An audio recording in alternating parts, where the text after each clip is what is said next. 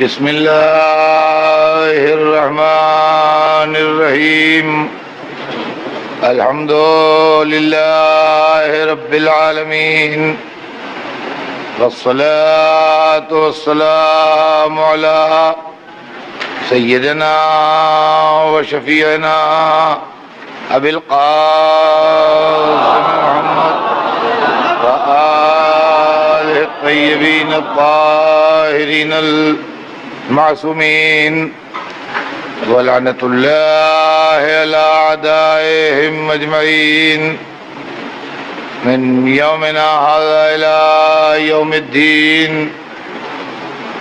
اما بعد فقد قال اللہ سبحانہ تبارک و تعالی فی کتابہ المبین وهو أصدق الصادقين لا إكراه في الدين قد تبين الرشد من الغي صلوات بھیج دیں محمد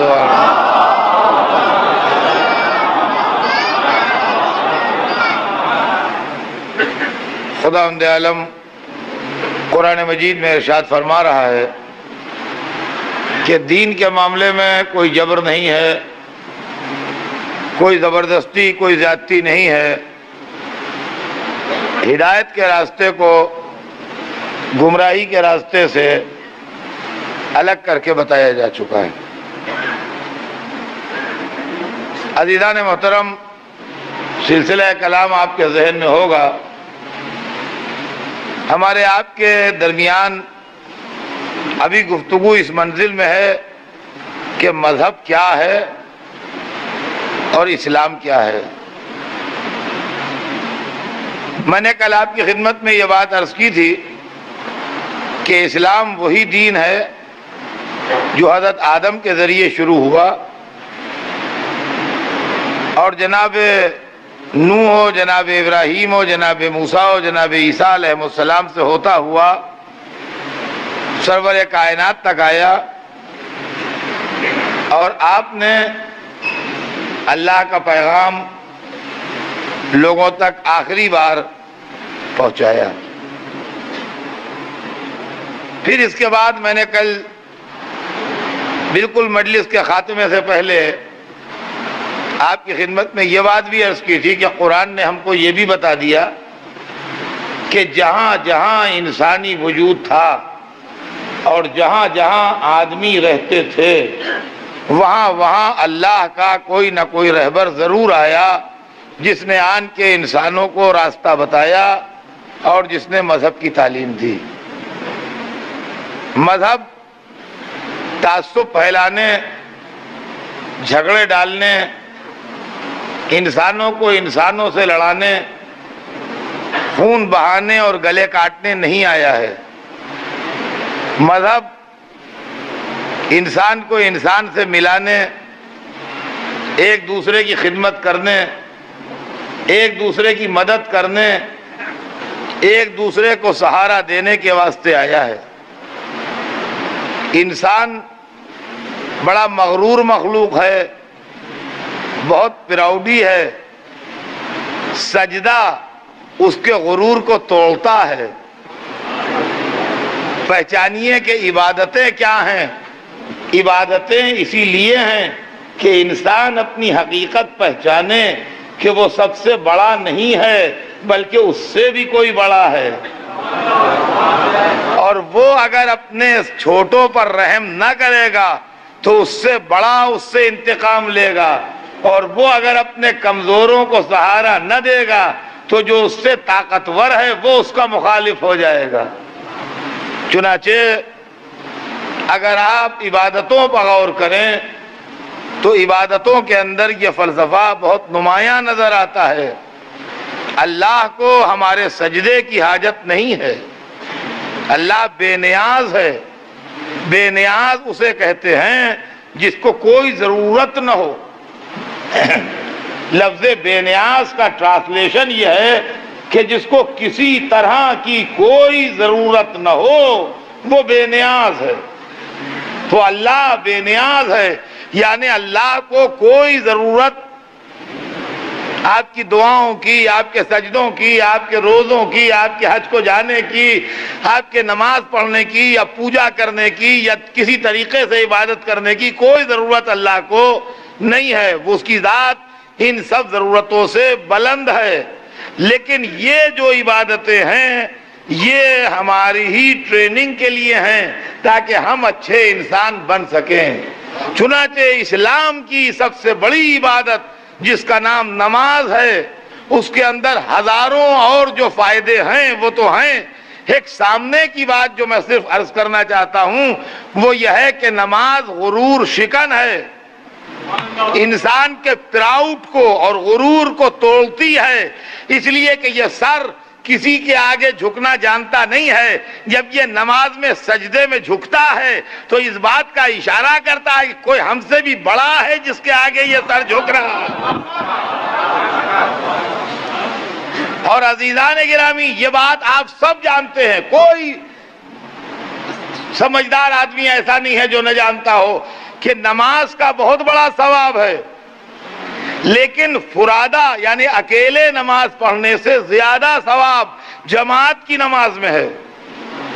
سارے مسلمان اس کو جانتے ہیں اچھی طرح سے کہ جماعت کی نماز کا ثواب اکیلے نماز پڑھنے میں جتنا ثواب ہے اس سے کہیں زیادہ ہے. اب آپ یہ بھی سن لیجئے کہ جماعت کی نماز میں جہاں سینکڑوں اور فائدے ہیں، ایک فائدہ یہ بھی ہے کہ غرور کا بت نماز میں ٹوٹتا ہے اور جماعت میں چکناچور ہوتا ہے. غرور کا بت نماز میں ٹوٹتا ہے اور جماعت میں چکناچور ہوتا ہے، اس لیے کہ نماز میں سر جھکتا ہے اور جماعت میں سر کسی کے پیروں کے پاس جھکتا ہے. صلوات بھیج دیں محمد.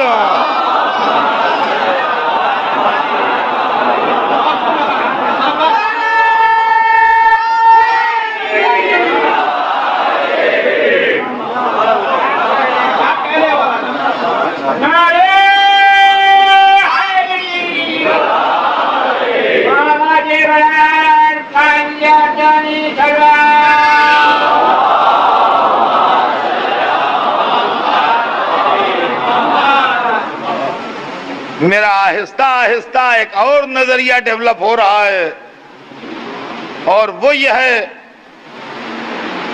کہ تعصب کے پیدا ہونے میں بہت کچھ دخل زبان کو ہے. کوئی آدمی عربی میں کچھ پڑھ رہا ہے، برابر والا عربی نہیں جانتا. کوئی آدمی سنسکرت میں کچھ پڑھ رہا ہے، اس کا پڑوسی سنسکرت نہیں جانتا. دونوں ایک ہی بات پڑھ رہے ہیں،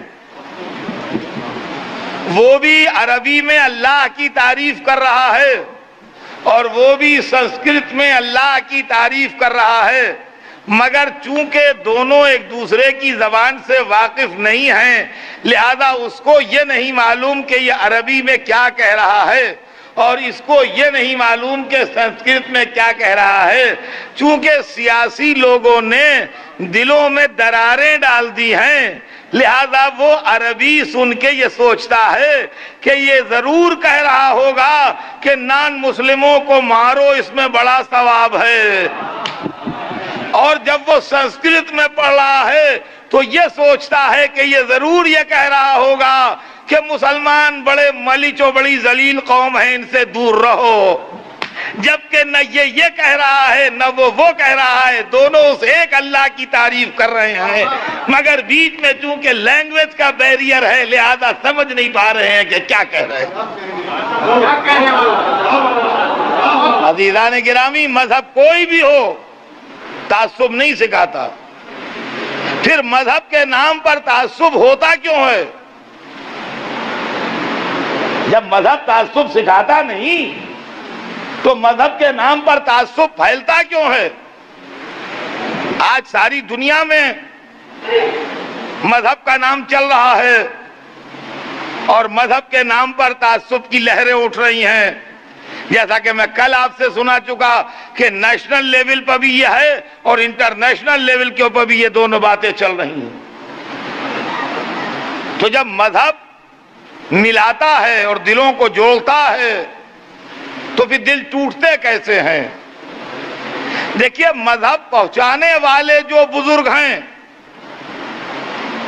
وہ تو مذہب پہنچا کے چلے گئے، اب مذہب کا انٹرپریشن جو ہے، دیکھیے دین تو اللہ کا ہے، یہ طے شدہ بات ہے کہ دین تو اللہ کا ہے، اللہ کا ریپرزنٹیٹیو آیا، اس نے دین پہنچا دیا۔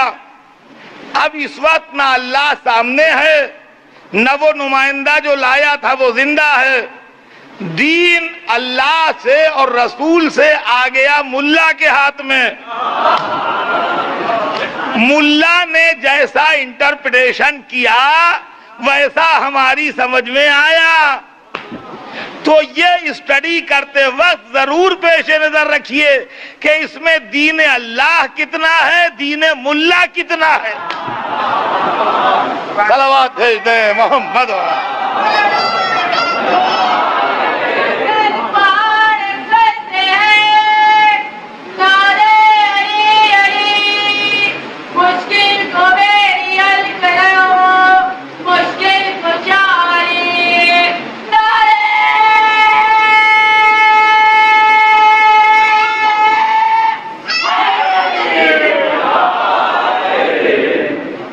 جگہ کے مذہبی نمائندوں نے،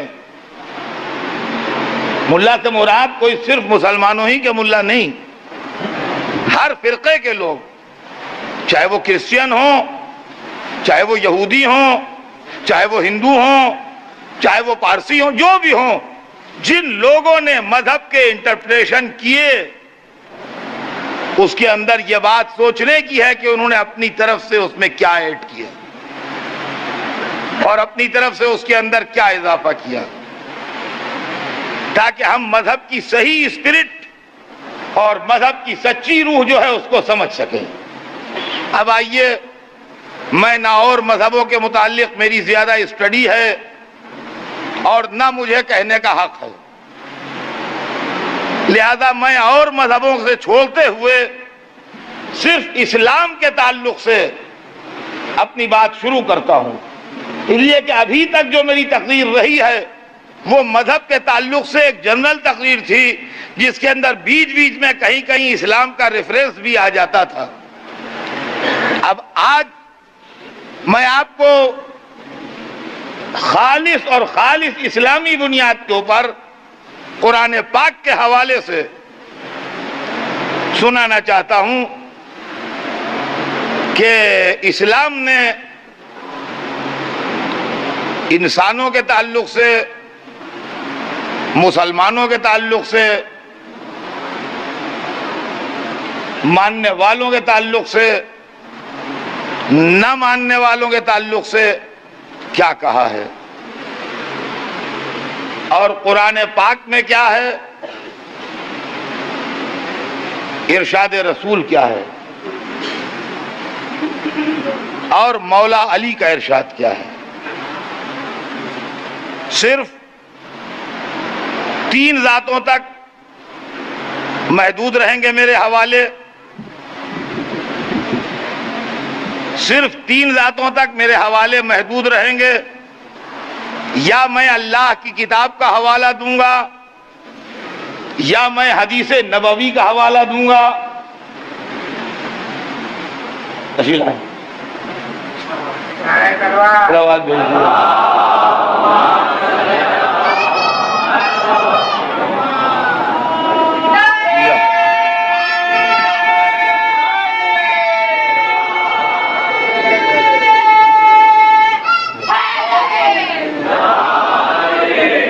تشریف رکھیں، ادھر تشریف لائیں، ادھر بھی جگہ ہے۔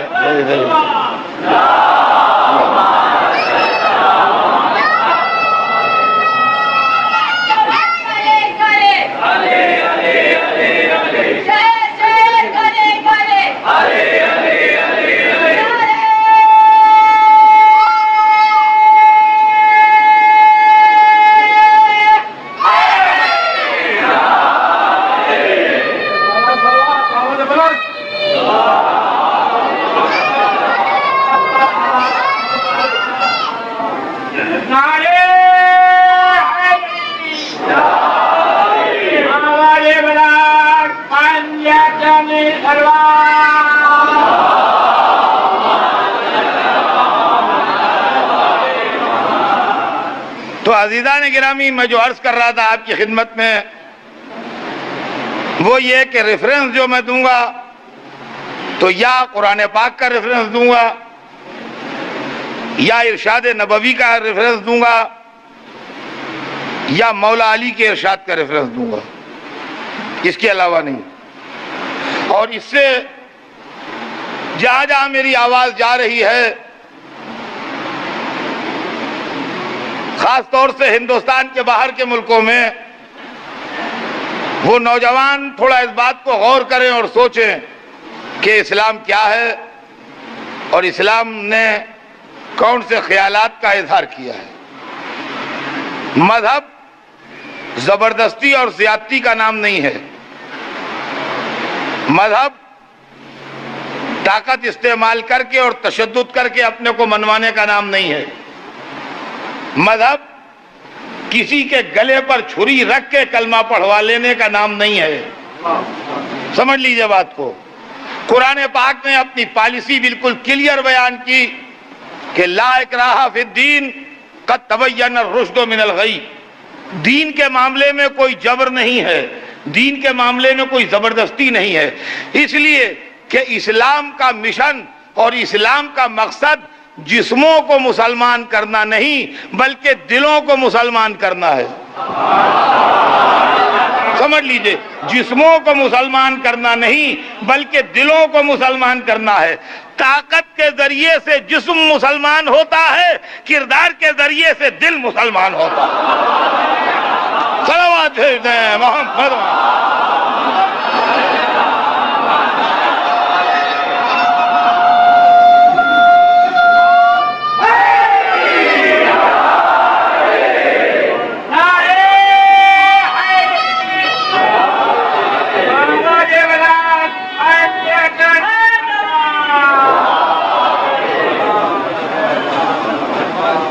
لا اکراہ فی الدین، دین کے معاملے میں کوئی جبر نہیں ہے، دین کے معاملے میں کوئی زبردستی نہیں ہے، دین کے معاملے میں کوئی زیادتی نہیں ہے۔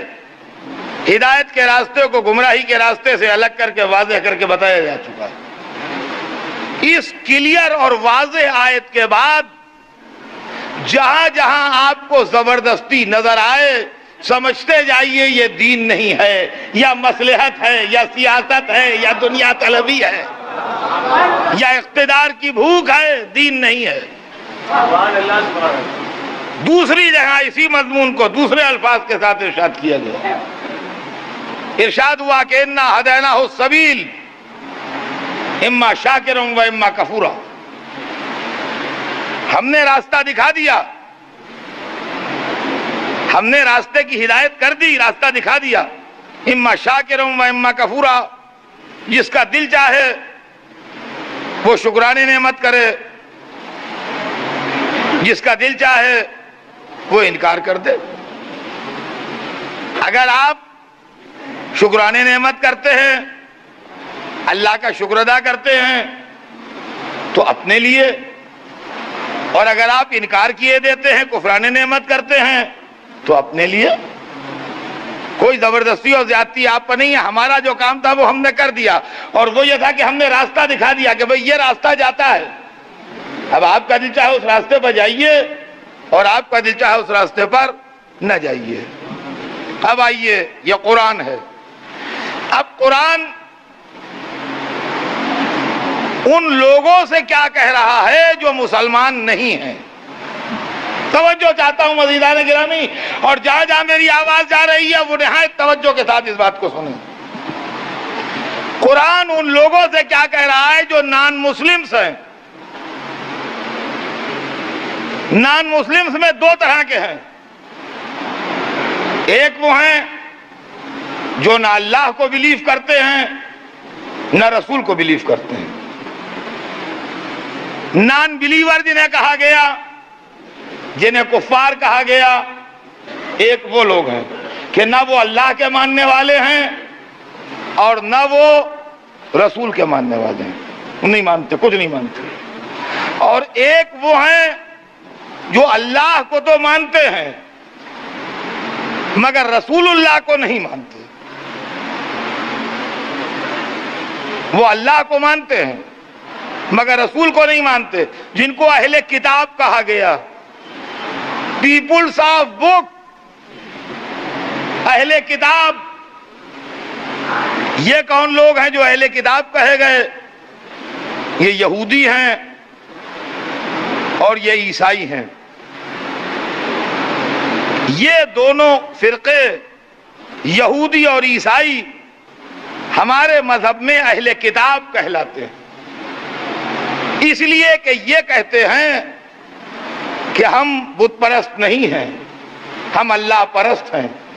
ایک اپنے مذہبی سلسلے کو جناب موسیٰ سے جوڑتے ہیں اور دوسرے اپنے مذہبی سلسلے کو جناب عیسیٰ سے جوڑتے ہیں۔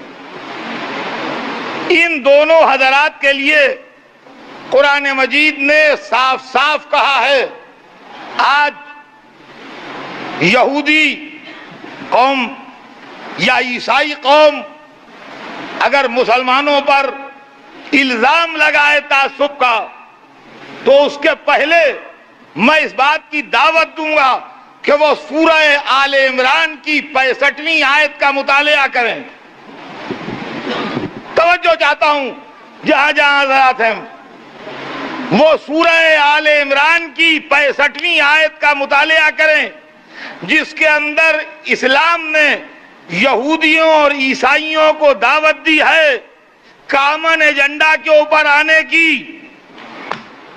ارشاد ہو رہا ہے، اے یہودیوں اور اے عیسائیوں، جب تم بھی کہتے ہو کہ تمہارا اللہ وہی ہے اور ہم بھی کہتے ہیں کہ ہمارا اللہ وہی ہے، تو کیوں نہ ہم سب مل کے اسی اللہ کو مانیں اور اپنے کو مسلمان کہیں۔ تو عزیزان گرامی، یہودیوں اور عیسائیوں کو اسلام نے لڑنے کا چیلنج نہیں دیا، بلکہ قرآن پاک نے یہودیوں اور عیسائیوں کو ملنے کے لیے بلایا ہے اور ان دونوں کے سامنے ایک ایسا کامن ایجنڈا رکھا ہے کہ جس بات کے اوپر وہ متفق ہیں، یہودی بھی یہ بات کہتے ہیں کہ اللہ ایک ہے، عیسائی بھی یہ بات کہتے ہیں کہ اللہ ایک ہے، مسلمان بھی یہ بات کہتے ہیں کہ اللہ ایک ہے۔ تو اسلام یہ کہہ رہا ہے اور قرآن یہ دعوت دے رہا ہے کہ جب ہم تینوں آدمی مل کے اس بات کے قائل ہیں کہ اللہ ایک ہے، تو اللہ کی یکتائی کی بنیاد پر ہم تینوں کیا مل جل کے نہیں رہ سکتے؟ عزیزان گرامی، قرآن مجید سے روشنی لیتے ہوئے توجہ چاہتا ہوں جہاں جہاں میرے حضرات سن رہے ہیں، قرآن مجید کے سورہ آل عمران کی 65ویں آیت سے روشنی لیتے ہوئے میں آج جن حالات سے اسلام گزر رہا ہے، برادران اسلام سے اپیل کرتا ہوں کہ الحمدللہ مسلمانوں کے سارے فرقے خدا کو ایک مانتے ہیں، محمد کو رسول مانتے ہیں، قرآن کو کتاب مانتے ہیں، کعبے کو قبلہ مانتے ہیں، قیامت کے آنے کے قائل ہیں۔ تو کیا اتنے کامن پوائنٹ ہم سب کو مل کے ایک کامن ایجنڈا نہیں تیار ہو سکتا کہ مسلمان؟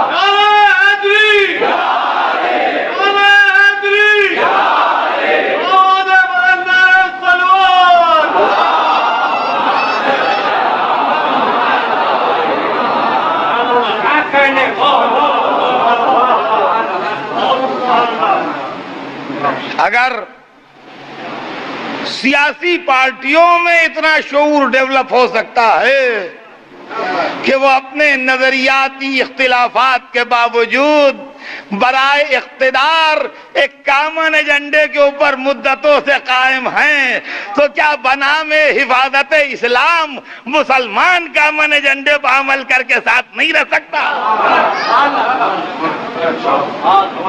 تو عزیزان گرامی، اسلام نے دعوت دی اور قرآن مجید نے آواز دی عیسائیوں کو اور یہودیوں کو کہ جب ہم تم سب ایک اللہ کے ماننے والے ہیں اور تم بھی کہتے ہو کہ اللہ ایک ہے، تم بھی کہتے ہو کہ اللہ ایک ہے، ہم بھی کہتے ہیں کہ اللہ ہے، تو آؤ اس کی توحید کے نام پر یکجا ہو جائیں، پرچم توحید کے تلے یہ سارے مذہب ایک ہو جائیں۔ یہ بات قرآن نے اہل کتاب سے کہی۔ اب آئیے تیسری منزل، کفار جو اللہ ہی کو نہیں مانتے، جو 360 کی پرستش کر رہے ہیں، جو کعبے میں بت لا کے رکھ رہے ہیں، جو لات و حبل کے پجاری ہیں، جو منات و عزا پر فدا ہیں، ان کے واسطے اسلام نے کیا کہا ہے؟ دیکھیے ایمان، میں نے پرسوں کی مجلس میں یہ بات کہی تھی کہ میری آواز مسلمان بھی سن رہے ہیں اور میری آواز نان مسلمز بھی سن رہے ہیں۔ اگر وہ کسی مصلحت یا سیاست کے شکار ہیں تو بات الگ ہے، لیکن اگر وہ سنجیدگی سے غور کریں تو میری دل سوزی پر غور کر سکتے ہیں کہ میں کیا کہہ رہا ہوں۔ قرآن مجید کفار سے مخاطب ہے، قرآن مجید نان بلیورز سے مخاطب ہے، اور پورا سورہ ان کے لیے بھیجا گیا ہے۔ بسم اللہ الرحمن الرحیم کے بعد ارشاد ہوا قل یا ایھا الکافرون، لفظ ہی سے سمجھ لیجیے، لفظ سے سمجھ لیجیے، اے حبیب کہہ دیجئے، ہمارے رسول کہہ دیجئے یا ایھا الکافرون، اے کافروں، اہل کتاب نہیں، مسلمان نہیں، ان سے کوئی تعلق نہیں۔ نہ اس معاملے میں مسلمانوں کو ایڈریس کیا گیا ہے، نہ اہل کتاب کو ایڈریس کیا گیا ہے، صرف کفار، نان بلیورز۔ قل یا ایھا الکافرون لا اعبد ما تعبدون۔ دیکھیے میں اکثر و بیشتر مجلس میں بھی پڑھتا ہوں کہ بات آدمی کو صاف صاف کرنا چاہیے نظریے کی، تو کوئی برا نہیں مانے گا۔ ہاں انچھر بازی ہو، چھیٹا ہو تو ٹھیک ہے، برا ماننے کی بات ہے، لیکن اگر ہم سیدھے سیدھے اپنی پرابلم آپ کے سامنے بیان کر رہے ہیں، بھئی یہ مسئلہ ہے، یہ اس پر آپ بگڑ جائیں تو یہ بگڑنا مناسب نہیں ہے۔ قرآن صاف صاف بات کر رہا ہے، قل یا ایھا الکافرون، اے ہمارے حبیب کہہ دیجئے کہ اے کافروں، لا اعبد ما تعبدون، ہم اس کی عبادت نہیں کرتے جس کی تم کرتے ہو۔ ٹھیک ہے بھائی، اپنے اپنے نظریے کی بات ہے، کوئی جھگڑا نہیں، کوئی لڑائی نہیں، کوئی مار پیٹ اس میں نہیں ہے۔ لا اعبد ما تعبدون، ہم اس کی عبادت نہیں کرتے جس کی تم کرتے ہو، ولا انتم عابدون ما اعبد، اور نہ تم اس کی عبادت کرتے ہو جس کی ہم کرتے ہیں۔ دیکھیے حضرات غور کیجئے، لفظوں پر غور کیجئے، اور یہ سورے تو لوگوں کو زبانی یاد ہیں، چھوٹے چھوٹے سورے تو اکثر و بیشتر حضرات کو زبانی یاد ہوتے ہیں۔ قل یا ایھا الکافرون لا اعبد ما تعبدون، اے رسول کہہ دیجئے کہ ہم اس کی عبادت نہیں کرتے جس کی تم کرتے ہو، ولا انتم عابدون ما اعبد، اور نہ تم اس کی عبادت کرتے ہو کہ جس کی ہم کرتے ہیں، ولا انا عابد ما عبدتم، اور نہ ہم اس کی عبادت کرتے ہیں جس کی تم کرتے ہو، ولا انتم عابدون ما اعبد، اور نہ تم اس کی عبادت کرتے ہو جس کی ہم کرتے ہیں۔ اب ہو کیا؟ شروع کی آیتوں میں تو ایک ہی بات کہی گئی 2 مرتبہ تاکہ کلیئر ہو جائے، ریپیٹ اس لیے کیا جاتا ہے جملہ کہ مجمع کو کلیئر ہو جائے، تو بالکل کلیئر کٹ بات کہہ دی گئی، بھائی تم جس کی عبادت کرتے ہو اس کی ہم نہیں کرتے، ہم جس کی عبادت کرتے ہیں اس کی تم نہیں کرتے۔ تمہارے لیے کچھ پرابلم ہے، تم اس کے آگے سر نہیں جھکا سکتے جس کے سامنے ہم سر جھکاتے ہیں. ہمارے لیے کوئی مسئلہ ہے، ہم اس کے آگے سر نہیں جھکا سکتے جس کے آگے تم جھکاتے ہو. تو اب رزلٹ کیا ہے بھائی؟ اب آخر میں تو رزلٹ آئے گا نا. ہو کیا پھر؟ توجہ چاہتا ہوں مزید آنے کی. دیکھیے سمجھیے اسلام کو غلط انٹرپریٹ کیا جا رہا ہے، اور بدنصیبی کی بات یہ ہے کہ ہم چپ کے بیٹھے ہوئے ہیں اور ہم کلیئر نہیں کر رہے ہیں معاملات کو. ہو کیا؟ 2 دفعہ یہ بات کہی گئی، اس کی تم عبادت نہیں کرتے جس کی ہم کرتے ہیں، اس کی ہم عبادت نہیں کرتے جس کی تم کرتے ہو، اس کی تم عبادت نہیں کرتے جس کی ہم کرتے ہیں، اس کی ہم عبادت نہیں کرتے جس کی تم کرتے ہو. تو بھی کیا ہو؟ ایک دوسرے کا گلا کاٹ لیں، ایک دوسرے سے کشتی لڑیں، ایک دوسرے کو مار ڈالیں، ایک دوسرے کا گھر جلا دیں، کریں کیا؟ اب سنیے اسلام کا فیصلہ سنیے. لکم دینکم ولی دین، تم تمہارے دین پر آؤ، ہم اپنے دین پر ہیں، جھگڑا کہے گا. یہ ہے ساری دنیا کو اسلام کا پیغام امن. کہاں ہیں وہ لوگ جو کہتے ہیں لڑوانے والی بات اور ملوانے والی بات اور جھگڑے والی بات؟ نہ لڑوانا، نہ ملوانا، نہ جھگڑا، نہ کچھ. لکم دینکم ولی دین، تم اپنے دین پر رہو، اپنے دین پر ہیں. جو دین تمہیں پسند ہے تم مانو، جو دین تو ہمیں پسند ہے ہم مانو. نہ کہیں لڑائی کی بات ہے، نہ کہیں تلوار کی بات ہے، نہ کہیں خون کی بات ہے، نہ کہیں قتل کی بات ہے، نہ کہیں زبردستی کی بات ہے. اسلام اس اعلان کے ساتھ آیا کہ لکم دینکم ولی دین، تم اپنے دین پر رہو، ہم اپنے دین پر رہیں، ہمارا تمہارا جھگڑا نہیں ہے. لیکن جب رسول نے اپنا دین پیش کیا تو ان کو پتھر مارے گئے، ان کو ستایا گیا، ان کے فالوورز کو ٹارچر کیا گیا. 55 ڈگری سیلسیس میں پتھروں پر انسان لٹائے گئے دوپہر میں، جبکہ پتھر توے کی طرح دہکتا ہے کہ روٹی پکا لیجئے اس پر. انسانوں کو لٹایا گیا اور قتل کیا گیا. حضرت عمار یاسر کے والد و والدہ شہید کیے گئے. اسلام کی تاریخ کا وقت اور ہمایا. تو الزام اسلام پر نہیں آئے گا، الزام ان پر آئے گا جو لکم دینکم ولی دین کے صلح پسندانہ نعرے کے بعد بھی لڑنے مرنے پر تیار تھے. اب آئیے، مجھے آج کمنٹ زیادہ نہیں کرنا ہے، مجھے آج جلدی جلدی سنا دینا ہے. یہ سلسلہ بیان تو ابھی بڑھتا رہے گا آگے. اب اس کے بعد سرور کائنات کا کردار کیا ہے اور ارشاد کیا کرتے ہیں. مسلمان کی ڈیفینیشن بتاتے ہیں کہ مسلمان کہتے کسے ہیں، مسلمان کیسا ہونا چاہیے. مسلمان وہ ہے کہ سلم الناس بیدہ ولسانہ، جس کے ہاتھ سے اور جس کی زبان سے انسان محفوظ رہے. یہ ہے مسلمان کی ڈیفینیشن رسول اللہ کی زبانی، کہ جس کے ہاتھ سے اور جس کی زبان سے، اس لیے کہ زبان کا زخم بھی بہت گہرا لگتا ہے، زبان کا زخم بھی بہت گہرا لگتا ہے. جس کے ہاتھ سے اور جس کی زبان سے دوسرا انسان محفوظ رہے وہ مسلمان ہے.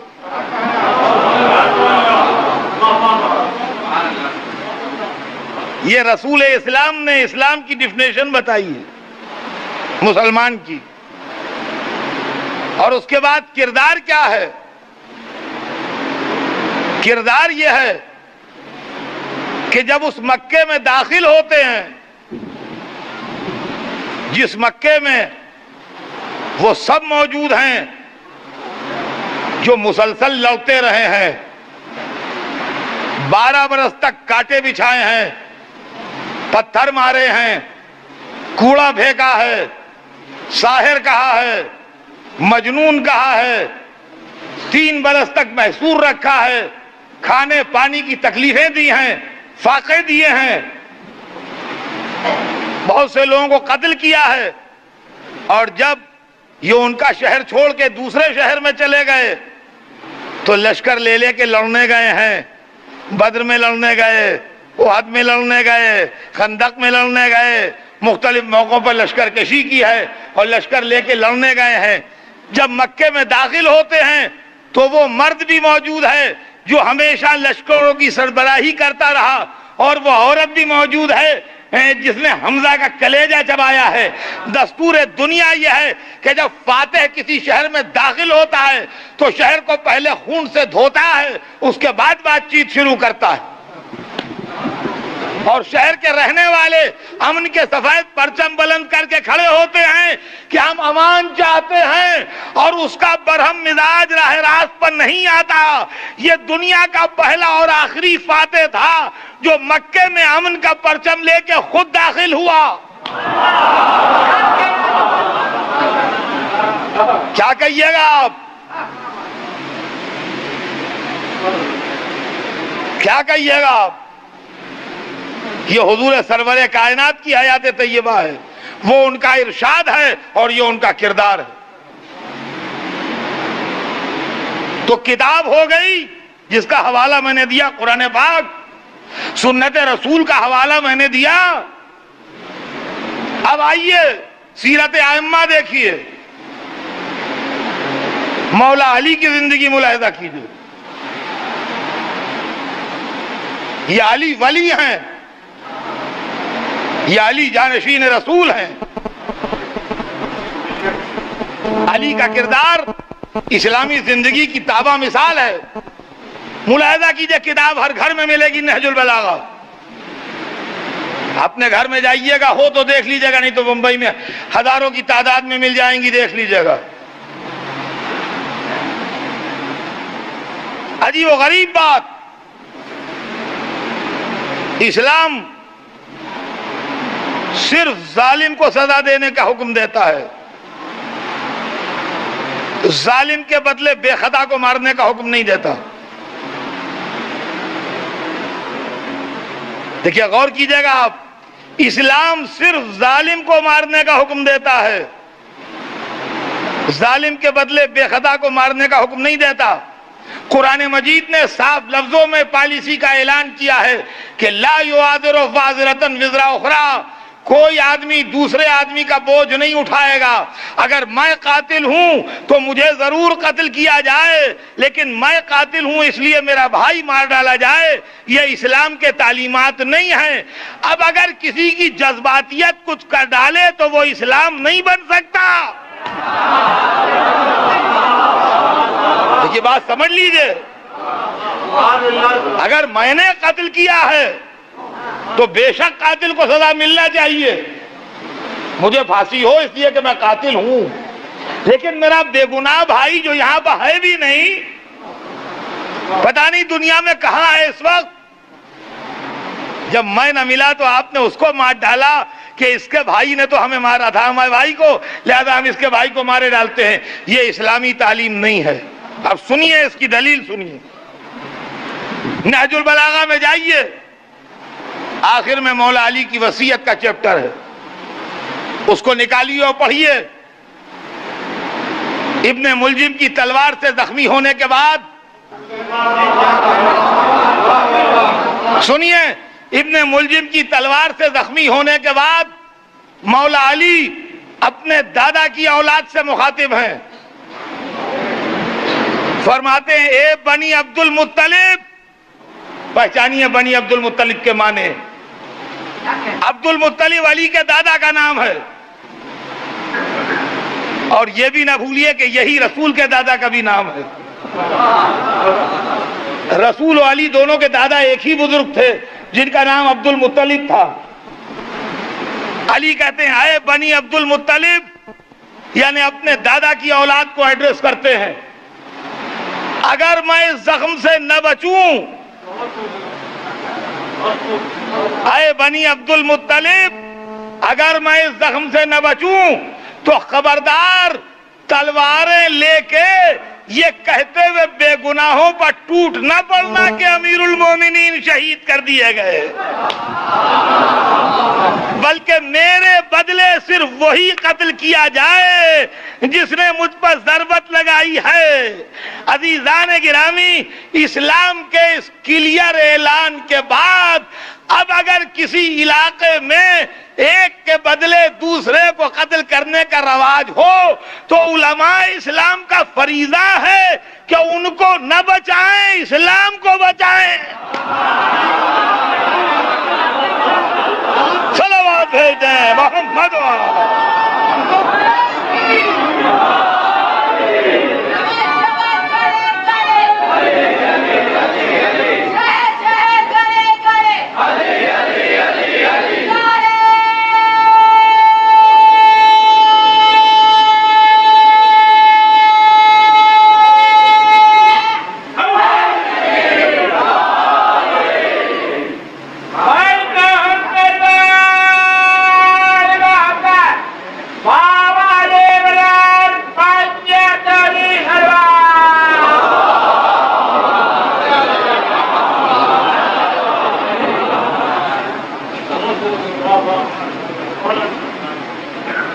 اب آئیے چلتے چلتے آخر میں دو باتیں اور ہو جائیں کہ ان کا آپ نے یہ سب تو پڑھا مگر یہ بات آپ چھپا گئے کہ تلواریں بھی تو چلیں اور جہاد بھی تو ہوئے۔ میں انشاءاللہ اس اشرے میں، چونکہ یہ جملہ بھی بڑا بدنام کیا جا رہا ہے لفظ جہاد، لہذا اس کے اوپر بھی میں پوری تفصیلی تقریر کروں گا انشاءاللہ، لیکن آج کوئی تفصیلی تقریر نہ کر کے صرف اجمالی اشارہ کہ اسلامی جہاد کیسا ہوتا ہے۔ اسلام کے سائے میں جب جہاد ہوتا ہے تو اس کے اندر ایک شرط ہوتی ہے، اور شرط یہ ہوتی ہے کہ اگر مجبوری ہو جائے گردن کاٹنے کی، دنیا کے بڑے مہذب ملک بھی لوٹتے ہیں اور دنیا کے ہر ملک میں پھانسی کی سزا بھی ہوتی ہے، تو معلوم ہے جب ناپسندیدہ عناصر کا شور حد سے بڑھ جائے تو تلوار اٹھائی جاتی ہے۔ لیکن توجہ چاہتا ہوں بس عزیزان گرامی، صرف آج دو جھلکیاں دکھاؤں گا آپ کو اور اس کے بعد مجلس آج کی ختم ہو جائے گی، اس لیے کہ وقت کے دامن میں اب گنجائش نہیں۔ تو اسلام میں جب جہاد ہے تو اس کی کنڈیشن یہ ہے کہ تلوار اتنی خوبصورتی سے چلے کہ گردن کٹ جائے مگر محبت کے رشتے نہ کٹیں۔ اب آئیے میں دو مثالیں دیتا ہوں آپ کو، دو مثالیں، جیسے دو گواہ ہوتے ہیں، ویسے دو مثالیں۔ خندق کا میدان ہے، بہت بڑا دشمن اسلام نکل کے آیا ہے اور وہ رجز نہیں پڑھ رہا ہے، جو عرب کا دستور تھا کہ اپنی بہادری وغیرہ پڑھتے تھے۔ چلو ٹھیک ہے، آدمی اپنی بہادری کے شعر پڑھے ہو کہ میں ایسا میں ویسا، تو رواج کے مطابق ہے اپنے پڑھ رہا ہے، وہ یہ کام نہیں کر رہا تھا۔ وہ جو بات کہہ رہا تھا وہ اسلام کا مذاق اڑا رہا تھا۔ وہ کہہ رہا تھا واہ مسلمانوں، بڑے ہوشیار، ہر طرح جنت تمہاری، قتل ہو جاؤ تو شہید جنت تمہاری، قتل کر دو تو غازی جنت تمہاری، آؤ میں آیا ہوں۔ بہادر اتنا تھا کہ 1000 آدمی کے لیے اکیلا کافی مانا جاتا تھا، 1000 پر بھاری مانا جاتا تھا۔ وہ میدان میں کھڑا تلوار لیے ٹہل رہا ہے، کہہ رہا ہے آؤ میرے ہاتھ سے لو جنت، بھیا مجھے قتل کر کے جنت لے لو یا مجھے قتل کر میرے ہاتھ سے قتل ہو کے جنت لے لو، آؤ۔ یہ اسلام کے عقیدہ جنت کا مذاق اڑا رہا تھا۔ تاریخ بتاتی ہے کہ رسول اللہ نے آواز دی، من لہذا الکلب، اس کتے کے لیے کون ہے؟ تاریخ بتاتی ہے شیر خدا اٹھے،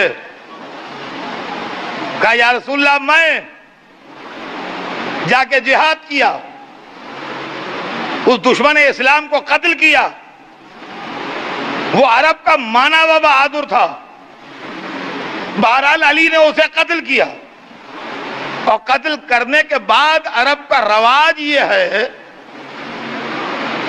کہ جب ایک اور ایک کی لڑائی ہوتی ہے تو جو سامنے والے کو مار لے اس کا جتنا سامان ہوتا ہے وہ قاتل کے حصے میں خود بخود آ جاتا ہے، اس میں حصہ نہیں لگتا ہے،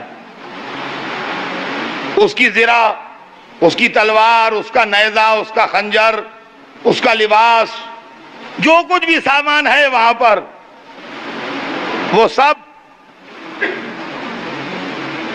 حصے میں آ جاتا ہے۔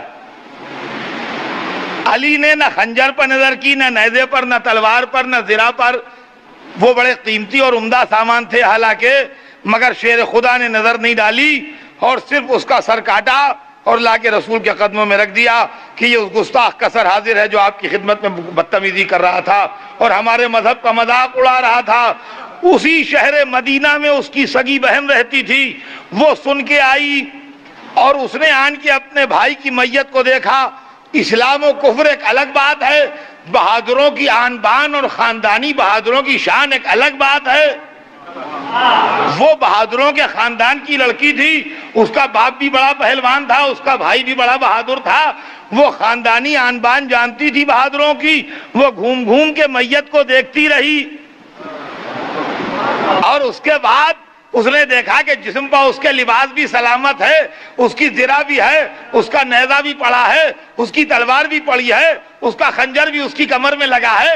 وہ گھومتی رہی، دیکھتی رہی، گھومتی رہی، دیکھتی رہی، اور اس کے بعد جب جانے لگی تو کہنے لگی اے بھائی تیرا مرنا ایسا تھا کہ بہن زندگی بھر روتی، مگر تیری میت دیکھ کے تسلی ہو گئی کہ تیرا قاتل کوئی شریف النسب اور بہادر ہے۔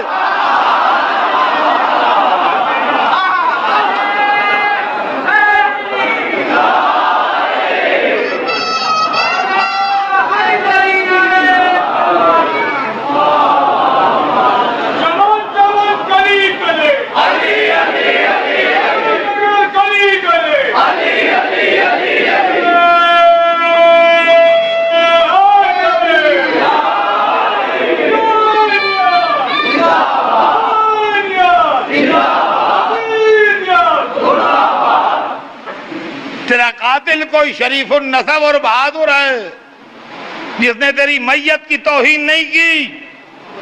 اور اے بھائی بہادر کے ہاتھوں بہادر کا مارا جانا عیب نہیں ہے، جب دو بہادر لڑیں گے تو ایک تو قتل ہوگا، ایک قتل کرے گا، یہ تو سامنے کی بات ہے۔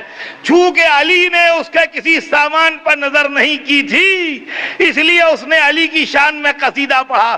اچھا مجھے تو کوئی حیرت ہوئی بھی نہیں، اس لیے کہ بھلا جناب امیر مردے کے مال پر کیا نظر ڈالیں گے؟ صلوات بھیج دیں محمد۔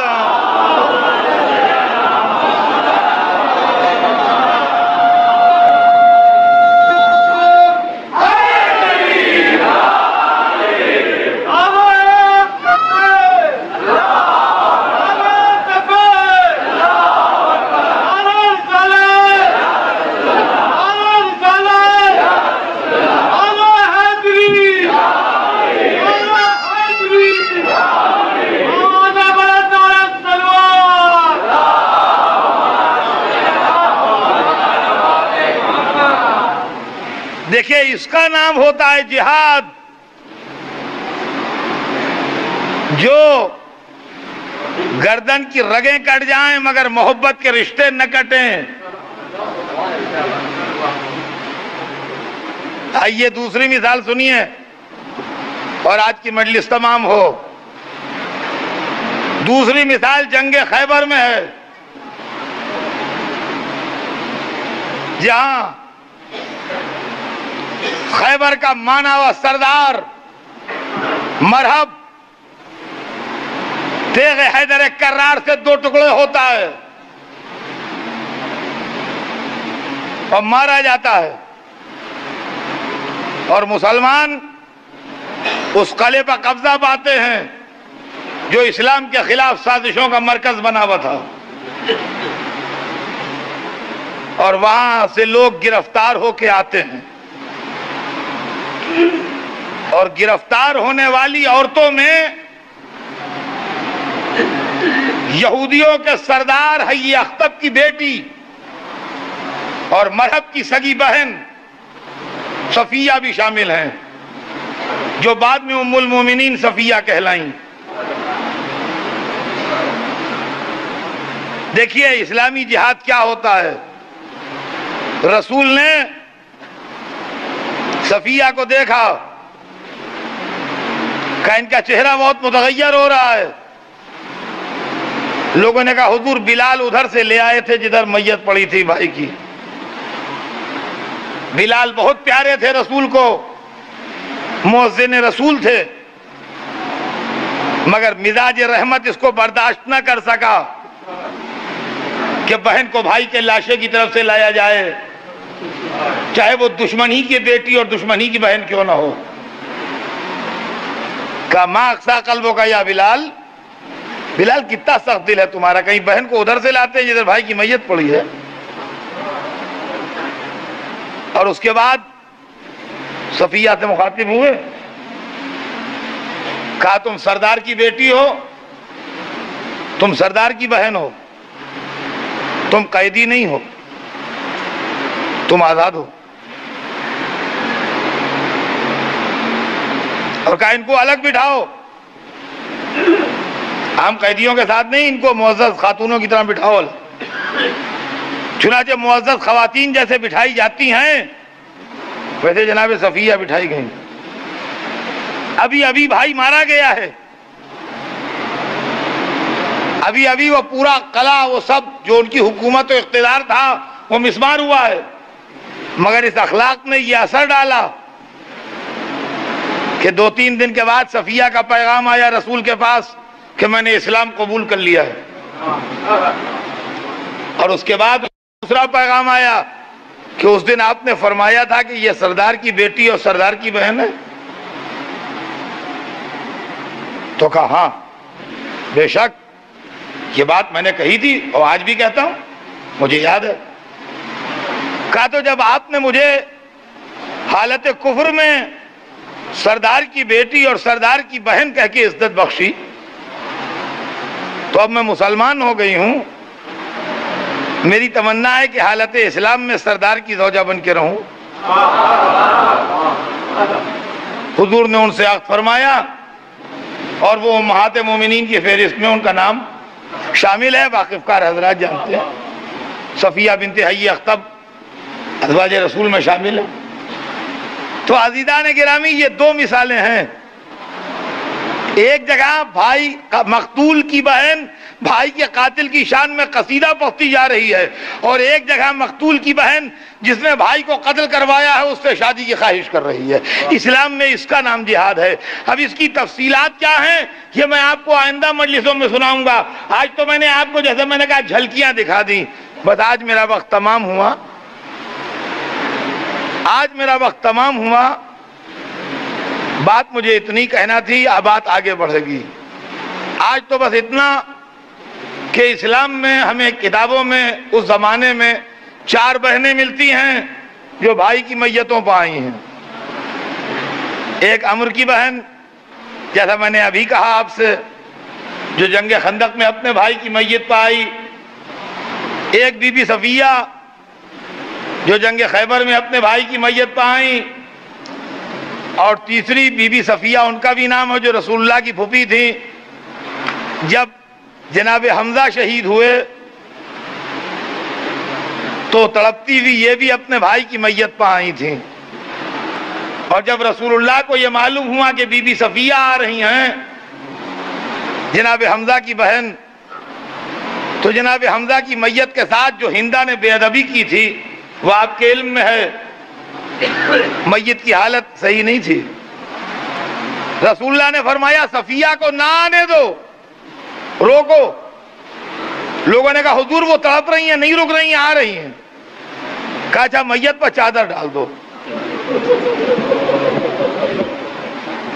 ایسا میدان جنگ جہاں لڑائی کا نقشہ بگڑا ہوا ہو، چادر کہاں سے میسر آتی؟ چادر نہیں ملی اس افراتفری کے عالم میں، اور صفیہ قریب آ گئی تو آپ جانتے رسول اللہ نے کیا کیا؟ دوش سے آبا اتاری اور حضرت حمزہ کی میت پر اڑا دی تاکہ بہن بھائی کی میت کو ٹکڑے ٹکڑے نہ دیکھے۔ عزیزان گرامی، میں نے مجلس تمام کی، کیا اب میں آپ کے سامنے نام لوں کہ چوتھی بہن کون تھی جو بھائی کی میت پر آئی؟ کیا آپ کہنے کی ضرورت ہے کہ چوتھی بہن کون تھی جو بھائی کی میت پر آئی؟ میں کہوں گا یا رسول اللہ، کربلا میں ایک ابا لیے ہوئے آ جائیے، ایک بہن تڑپتی بھی بھائی کی میت پر آ رہی ہے۔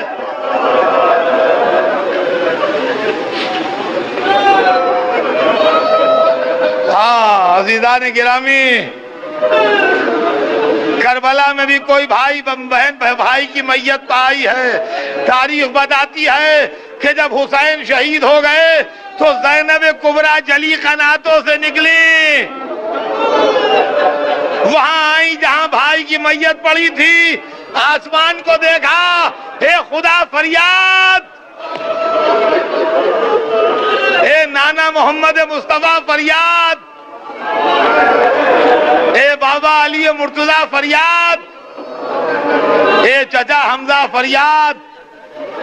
اور اس کے بعد جملے سنیے، کہتی ہے اللہ فریاد، ھذا حسین مرمل بدمہ قتیل اولاد البغایا، ارے یہ حسین سو رہا ہے خون میں نہایا ہوا، جس کو بد کردار ماں کے بیٹوں نے مار ڈالا۔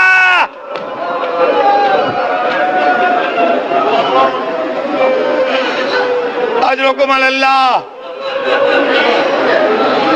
عزیزان گرامی، بس آپ کی آوازیں بلند ہیں۔ یا رسول اللہ، فریاد، خالی بہن ہی نہیں آئی بلکہ ایک 4 برس کی بچی رات کے اندھیرے میں جنگل میں پکار رہی تھی، بابا بابا بابا۔ ایک نشیب سے آواز آئی، الیہ الیہ یا بنیہ، اے بیٹا ادھر چلیا، تیرے باپ